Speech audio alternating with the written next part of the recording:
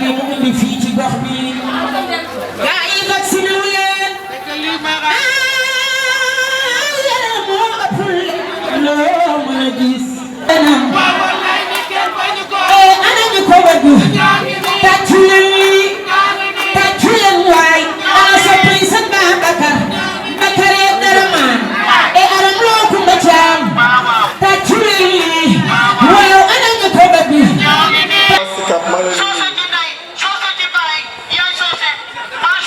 maa ngi leen di nuyu bu baax waa Sicap di nuyu suñu papa yi suñu yaay yi ak kilifa yi nekk si biir Sicap bi yëpp di remercier initiative bi ñuy def si biir Sicap rawatina monsieur Aliou Mara di frère si man di xarit si man di doomu Sicap comme man ñu yàgg bokk ay bëgg-bëgg te daaw ñu ànd. je pense que ñi fiy xëccoo ñëpp wala di wax expérience di ko yàlla may si biir politique ñeme naa ne même président Macky Sall bu ko amee tamit léegi la parce que Aliou Mara moo ko jiitu si politique. parce que je pense que Macky Sall dafa 26 ans si politique te Aliou Mara def na 26 ans si politique ndax ba ñuy njëkk def élection municipale dans les Sicap les années 95 boobu Aliou Mara mi ngi xëccoo Sicap di ko xëccoog man mag moom ànduñu woon moom mu nekk PDS man ma nekk ànd jëf yàlla dogal moom amul ndam man aw ma ndam musuñu ànd nag ñu ngi doog a toog tey ji di war a mën a ànd di am yaakaar na mën nañu ànd ñun waa Benno yëpp mooy ñu gënal bu dee mën na am bu amul it ñu xam ne noonu la waroon mën demee rek ndax àddina moom ànd ak ñàkk ànd ñoo am mais Aliou Mara il mérite d'être maire de Sicap comme man je le mérite d'être maire de Sicap parce que am na yéen bi am na mën-mën bi am na xam-xam bi parce que wax sa baaxu morom du yàqu dara sa mbaax te man ragaluma ñàkk je préfère ma am ñett nit yu am qualité te ma am 100 personnes yu amul qualité te Aliou Mara du ànd ak ko amul qualité man ak moom ay naataangoo ne élection yi passé ànduñu municipal te yàqul dara sama digganteeg moom politique nag tax ma fi ñëw tey dañu ñëw parce que Covid 19 moo tax ma ñëw Aliou Mara su ma woowee même bu dul Covid 19 dinaa ko wuy si ndax man heure bu ma ko woowee day ñëw. c'est plus qu'un frère pour moi di remercier bu baax ñi ma àndal muy Cheikh Manek Abdel di leen baaloon ak si suufu taw ba ñu nekk di remercier femme bi parce que dégg naa énergie bi ñuy wax si moom tey laa ko taw bi mais dinañ ñaanal yàlla yokk leen bu baax donc dinañ xamal liggéey bi yomb ndax liggéey bu ñu mën di def dina am toujours ñu leen jëm a galgal suuf les journalistes caméraman yi maa ngi baalu ak taxaw bi métti na seen liggéey rafet na di leen remercier bu baax a baax ngeen baal ma si kàddu yi ma yëkkati ngeen baal ma bu baax maa ngi nuyu baax Sankara yàlla na yàlla defal jàmm. asalaamaaleykum wa rahmatullah maa ngi leen di nuyu yéen ñëpp kenn ku nekk ci turam ci santam di jiital ci nuyoo bi imam yi ñu fa fekk di ci teg directeur Mara di ci teg suñu yaay yi di ci teg aussi jeunesse bi di leen wax waa Sicap Liberté am ngeen koo xam ni téye leen ko mu dëgër am ngeen koo xam ni tey jii yéene na leen lu bëri muy le directeur Mara ndax li mu def nii wax dëgg fa yàlla ku bëgg goxam donc moom moo koy def kon tàccul leen ma le directeur Mara ma xool voilà bu ñu jógee foofu noonu jeunesse su Liberté 6 Liberté 4 du moins bëgguma ngeen des ginnaaw ci mbas mi ndax bi ñu demee Géejawaay wax dëgg fa yàlla seen jeunesse jóg nañ dem ñàkku ji bi ñu demee Pikine aussi la même chose jeunesse ba jóg nañ dem ñàkku ji te jeunesse de Liberté 6 bëgguma aussi ñoom ñu des ginnaaw te actuellement nii mbas mi dafa doon loo xam ni wax dëgg fa yàlla vaccin bi donc moom moo ko fi mën a jëlee leneen mënu ko fee jëlee te bu ñu xoolee actuellement 16000 vaccins dañ ko war a sànni est-ce que loolu c'est normal mais c'est pas normal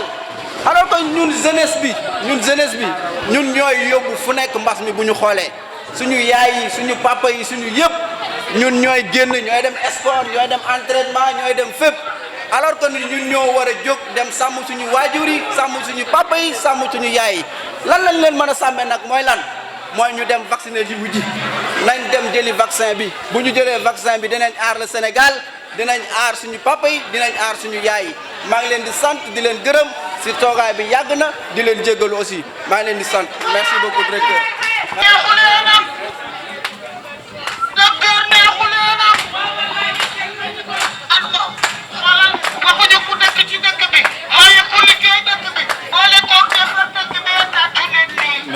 merci beaucoup. asalaamaaleykum mbokki Sicap Liberté maa ngi wax ci turu comité d'entreprise républicain muy SER APR ñuy nuyu kilifa diine yu fi nekk yi di nuyu kilifa aada yi waaye di nuyu bépp responsable politique bi nga xam ne ni fii ci commune Sicap Liberté ñuy beral nuyoo nag ak gërëm ak sant kii di suñu mbokk di suñu xarit di suñu collaborateur muy le directeur général Aliou Mara dama bëgg nag su leen ma ko mayee rek yéen ñëpp ngeen jóg taxaw tàccul ma DG Aliou Mara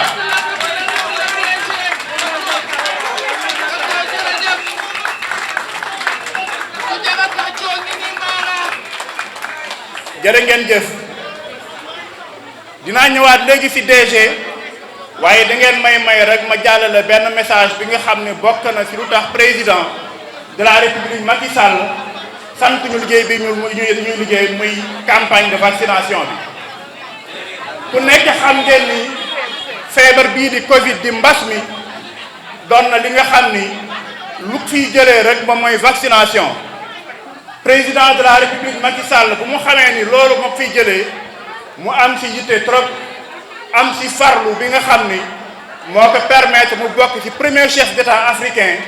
ñu dem jëli vaccination bi ay vaccin indi ko fii ci Sénégal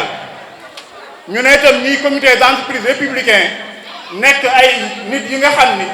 nekk kuréel bi nga xam ni lépp lu président Macky Sall dugg ñu dugg ci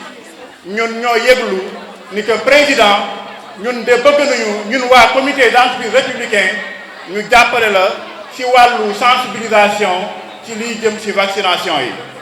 buñ ko waxee moom président Macky Sall mu dégg ñu encouragé ñu waaye itam jox na jumtukaay ak ndigal yu ñu permettre ñuy dérouler boobu ba léegi suñu campagne de vaccination un peu partout dans Dakar et environ tàmbali nañ ko dans le département de Guédiawaye gis ngeen réussite bu mu am def nañ ko dans le département de Pikine tey nag ñu ñëw fii ci suñu cérémonie de clôture de la première phase de la campagne de vaccination contre la Covid jagleel que suñu DG bu ñaawul bi di le DG Aliou Mara kon ngeen yëg ni ku nekk ci yéen war na comprendre ni DG Aliou Mara ku jara jàppale la ku jara bàyyi xel la ndax il a compris que ni président Macky Sall su soxloo leen am kuréel bu ciy liggéey moom mu ñëw accompagner kuréel boobu jàppale ñu sur le plan financier jàppale ñu sur le plan logistique kon loolu tam président dina ko yëg te dina egg ci président dina xam ne DG Aliou Mara ku koy jàppale la ku koy liggéeyal la te tànqamluwul benn yoon li nga xam ne moom la sant askan bi DG Aliou Mara nag wax nañ ko léegi suñu collaborateur la suñu soppe la waaye tey yaakaar naa ni yàlla àtte na lu yàlla àtte moom mooy ngay xew bis bi ci xew bi taw bu bare am ci biir Dakar gi kooku c'est un signe révélateur yàlla na lépp mel noonu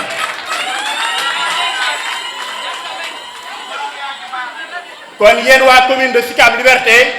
war ngeen xam ni lu ñuy faral di wax ci olof moo ci nekk mooy cin su naree neex su baxee xeeñ te cin bi bax na ndax taw bi sotteeku na ci biir Dakar ak Sénégal yëpp nag kon gàcce galaama DG Aliou Mara maa ngi réaffirmer encore une fois ci turu SER APR yëpp que ni SER APR nuyee nañu partenariat ak yow am nañu suñu chaîne de télévision SER Info TV am nañu suñu SER communication te yooyu yëpp incha allah jumtuwaay yee xarala yi mu laaj ci réseaux sociaux yi ci digital bi daañu la si gunge ba ëllëg ñu naan monsieur le maire le DG Aliou Mara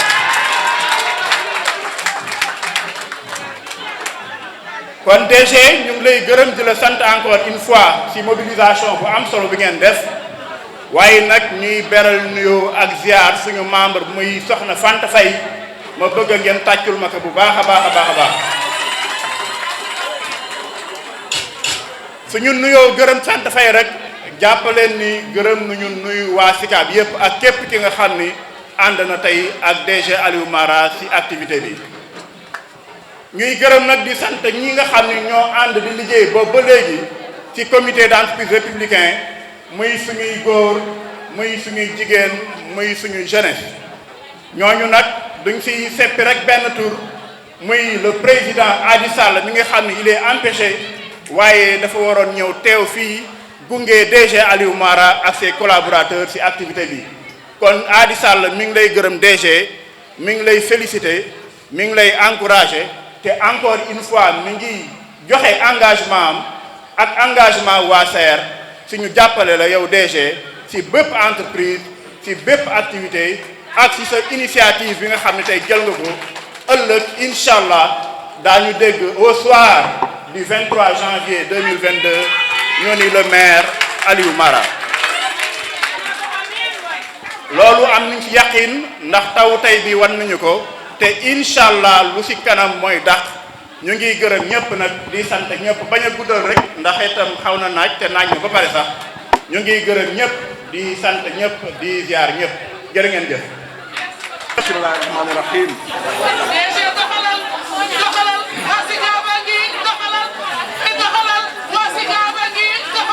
merci Ngoné Mame Ngoné merci beaucoup. asalaamaaleykum wa rahmatullah wa barakatuhu. maa ngi leen di nuyu yéen ñëpp ci seen tur ak seen sant. di teg nuyoo bi ci imaamu Sicap Liberté yi nga xam te tey ñëw nañu fi teewee bés bi. ci suba ba léegi ñu ngi fi toogaay bi yàgg na vraiment ñu ngi ciy jégalu te maa leen di sant bu baax a baax a baax.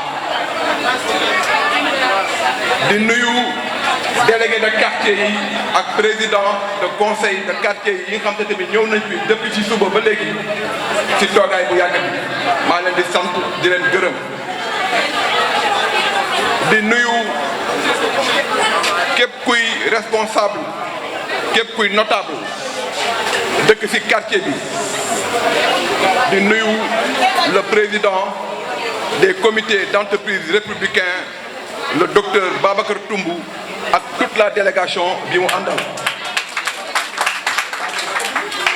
di nuyu journalistes yi xam te ci suba ba léegi ñu ngi fi vraiment di couvrir événement bi maa leen di remercier bu baax a baax a baax. di nuyu population Sicap Liberté Liberté 1 ba Sicap Liberté 6 extension gis naa seen taxawaay maa leen di remercier bu baax a baax a baax merci beaucoup. di beral loxo waa Sicap Liberté 4 li nga xam ne nag foofu laa dëkk di leen nuyu bu baax a baax a baax. di nuyu sama tandem sama doomu ndey le docteur Ndeye Fatou Ndiaye dem bi nga xam ne moo ànd ak man di liggéey. di nuyu sama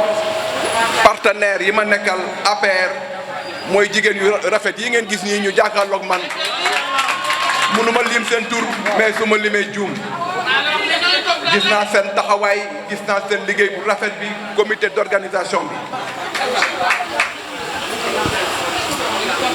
di nuyu vraiment képp ku fi teew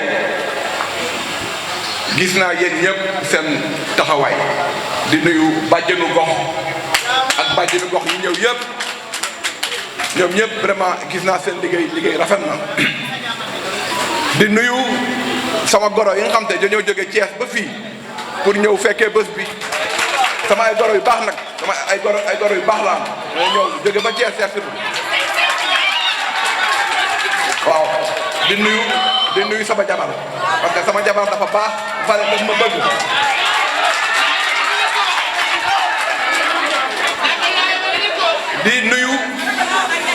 sœurs yi sunu waa kër sama ñoom sœur sama ñoom frère sama goro yi ak vraiment sama jarbaat yi ñoom ñëpp teew nañu di nuyu nag particulièrement la jeunesse des Sicap Liberté xam te ñoom ñoo ma jëli sama kër ba fii ànd ak man en convoi ma leen di remercier bu baax a baax a baax def naa nuyu naa ñëpp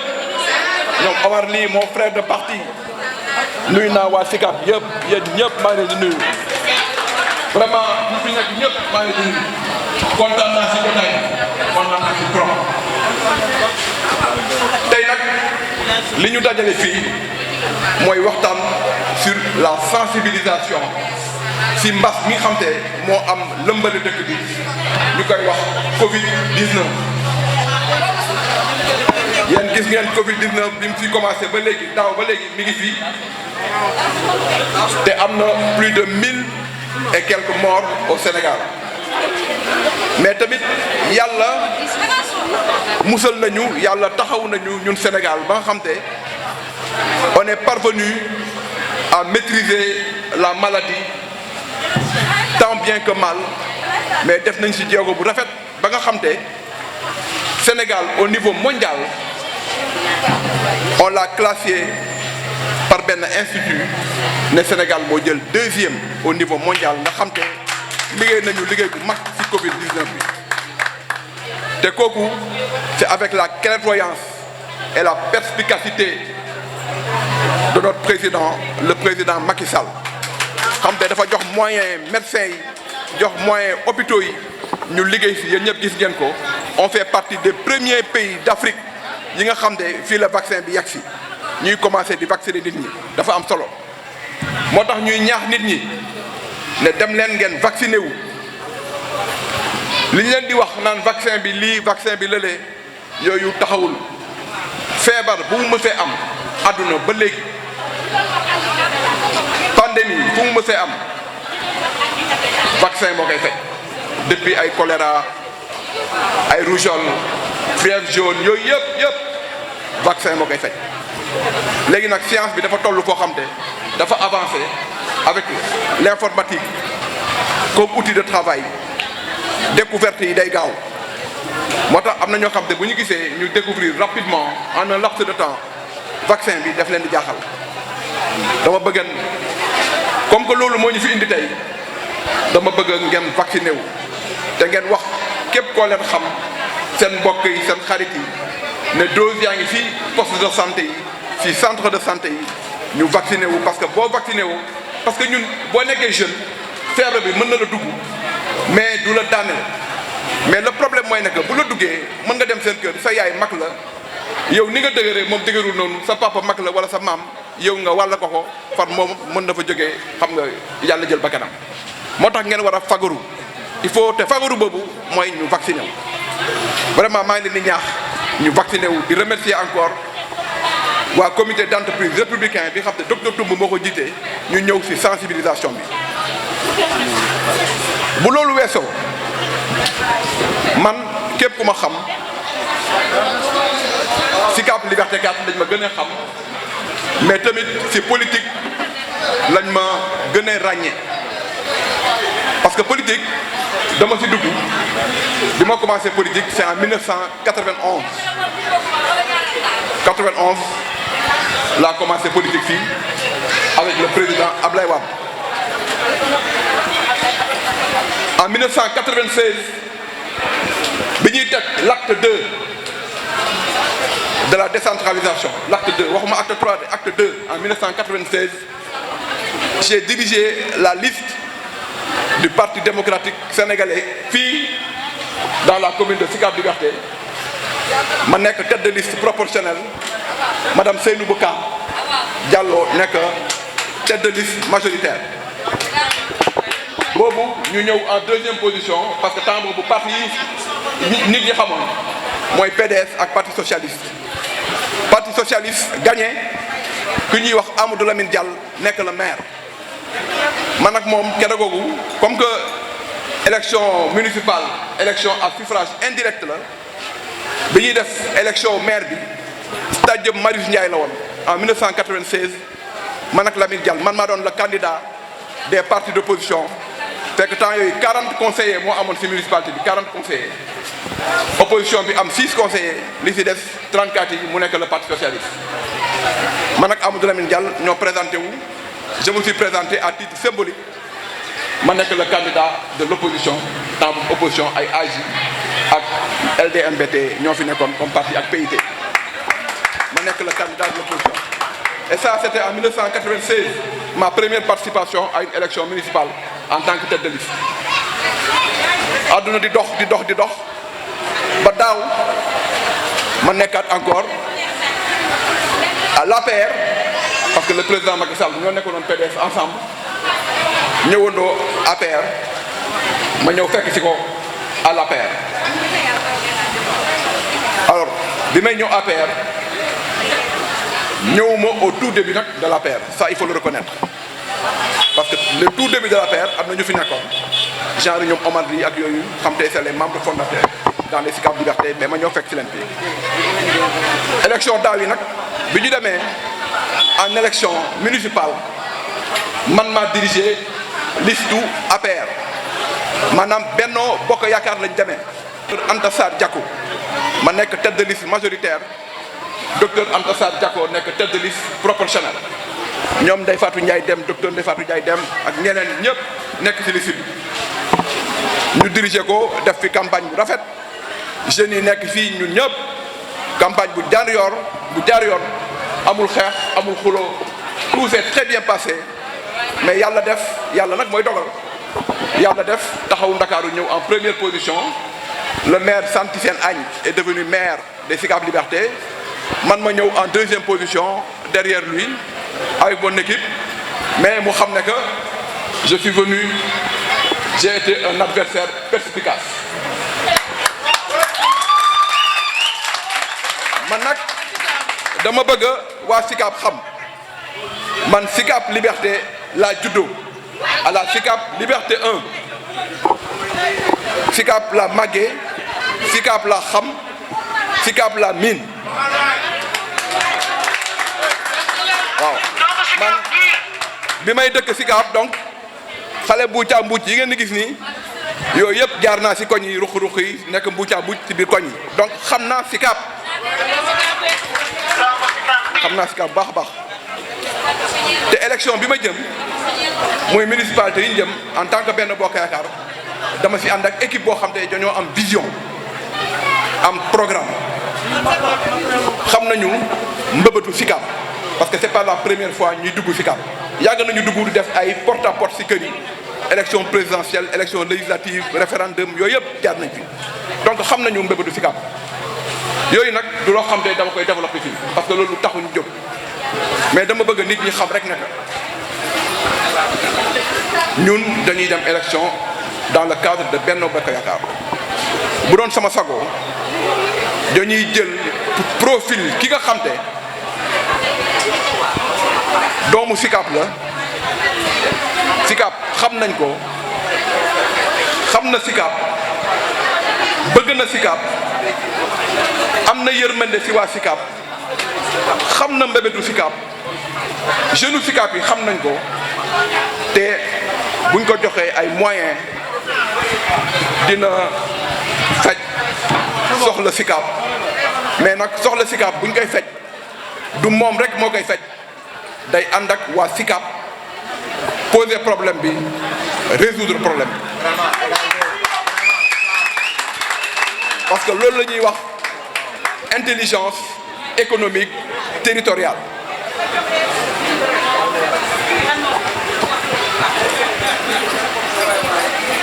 donc dama bëgg waa SICAP xam jarul ñuy dispersé wu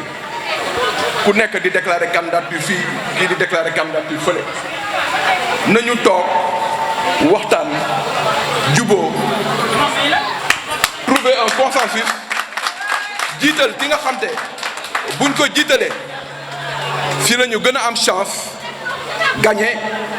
la commune ki nga xam te nit ñi dugal nañ ko seen xol bëgg nañ ko xam nañ ko.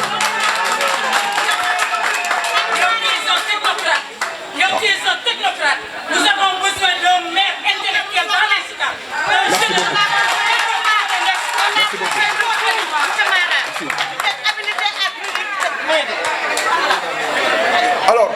li ma leen di wax mooy comme ni ma leen ko waxee rek am na ñu fi déclaré candidature man comme ni ma koy waxee du ma déclaré candidature parce que président Macky Sall dafa ne nañu ànd Benno Bokk Yaakaar nañu nekk Benno Bokk Yaakaar ñu waxtaan juboo génnee le candidat mais nag dama naan je suis le candidat légitime et historique.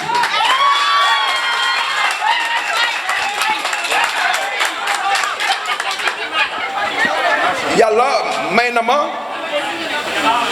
xam-xam ak kattan macha allah maa ngi sant yàlla bu baax a baax parce que je suis ingénieur polytechnicien fii laa jànge à l'école polytechnique de Thiès dewuma fenn jàngewuma France jàngewuma benn dëkk Dakar laa jógee dem Thiès jàngi génn fa comme ingénieur de conception polytechnicien en électromécanique.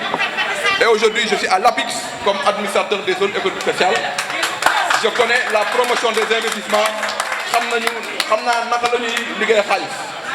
Parce que j'ai fait la banque islamique. J'ai été 15 ans à la banque islamique comme directeur informatique. Donc, je sais wax jeunes yi tout le temps dama leen ne man sama slogan de toujours mooy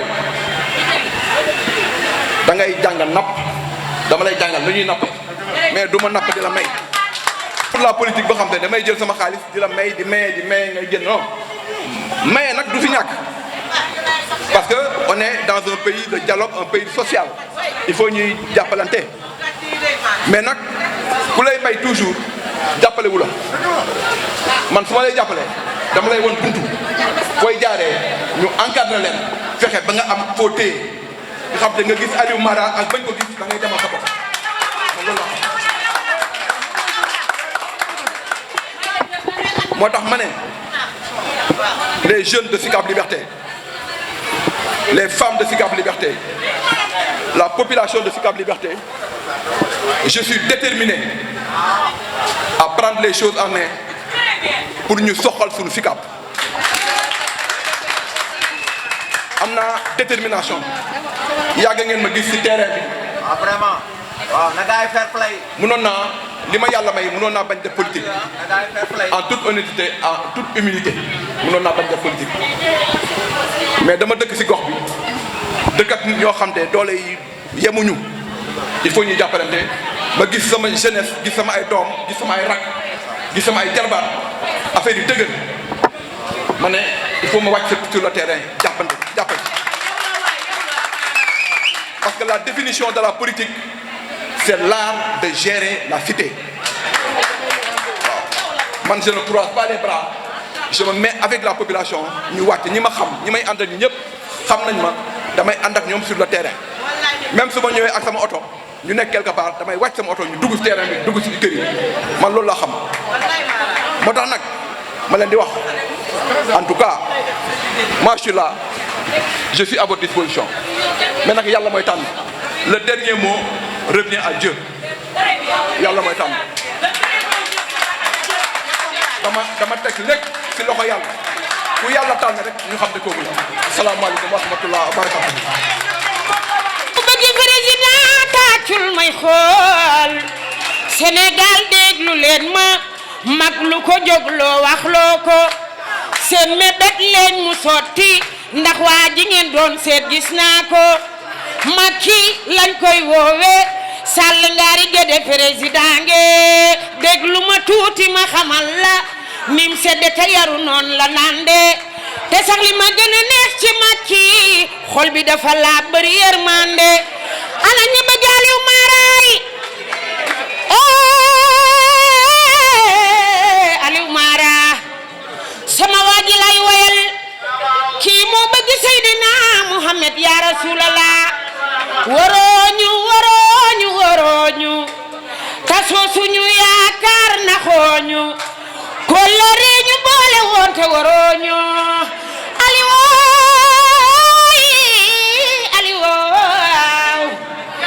Aliou Mara yaay suñu meer ana suñu meer bay Aliou président Macky Sall la doyloo Samba Mayra moo la ceddo jeeri série première dame Aliou Mara e Aliou neexu leenam billaay Aliou neexu leenam e ana ñu ko bëgg kon jóg leen taxaw ana ñu ko bëgg Aliou Mara neexu leenam Aliou neexu leenam Aliou Mara président Macky Sall nee na nguuram gi xoolu ci xarit xoolu ci àndandoo président nee na nguuram gi xoolu ci xarit xoolu ci àndandoo kuy liggéey la gëm te Aliou Mara ngi liggéey fii ci Liberté 4 ña jooyoon jëli nga leen ña xat